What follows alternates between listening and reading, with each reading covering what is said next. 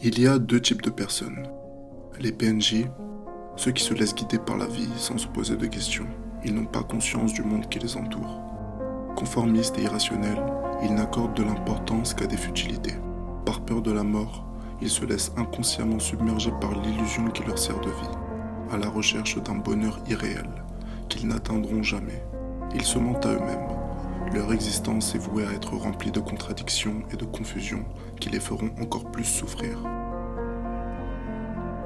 Et puis, il y a ceux qui voient la réalité telle qu'elle est, froide et dénuée de sens.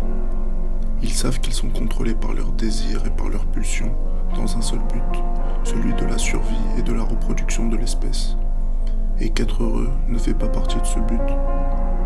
Conscients que la vie n'est que souffrance, ils pensent constamment à leur mort.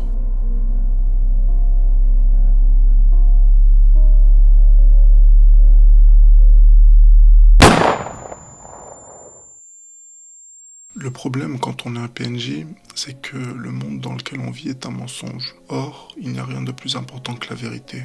Et pour être en paix avec nous-mêmes, il faut se tourner vers celle-ci. Mais on rencontre également un problème quand on est réaliste. C'est que toutes nos réflexions nous font tendre vers une seule solution.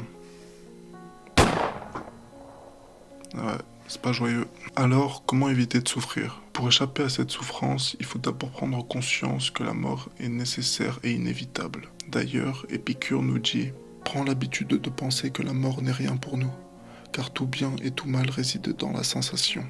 Or, la mort est privation de toute sensibilité. » C'est bien beau d'en prendre conscience et d'être enfin en paix avec nous-mêmes, mais maintenant il faut bien occuper nos journées. Alors, on va se divertir. On va se demander quelle place devrait prendre le divertissement dans nos vies, quels sont les meilleurs divertissements et comment les répartir. Nous avons des obligations liées à notre survie. Manger, dormir, avoir un toit sur la tête. Pour cela, on travaille, on produit la grande majorité de notre temps. C'est un divertissement au sens pascalien. C'est ce qui détourne l'être humain de ses problèmes essentiels, de sa condition humaine. Pour Pascal, toute notre vie est un divertissement. Pour éviter de penser à une seule idée, une idée qui nous a jamais quittés, depuis qu'on en a pris conscience quand on était petit, la mort.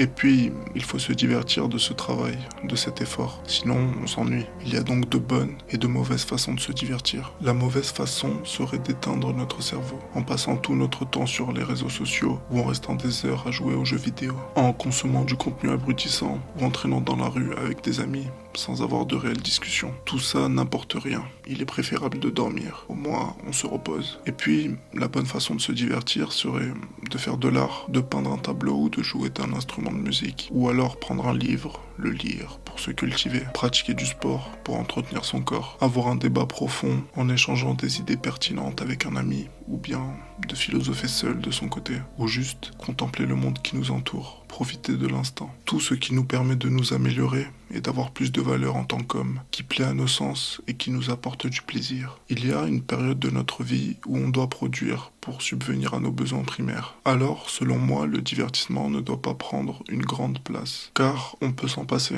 Donc pendant la période où vous allez travailler, vous pouvez prendre 1 heure ou 2 de divertissement par jour. Mais plus on avance dans la vie, plus il faut essayer de diminuer le temps qu'on passe à travailler et à produire, et le remplacer par du bon divertissement, jusqu'à ce que la mort nous sépare de cette vie.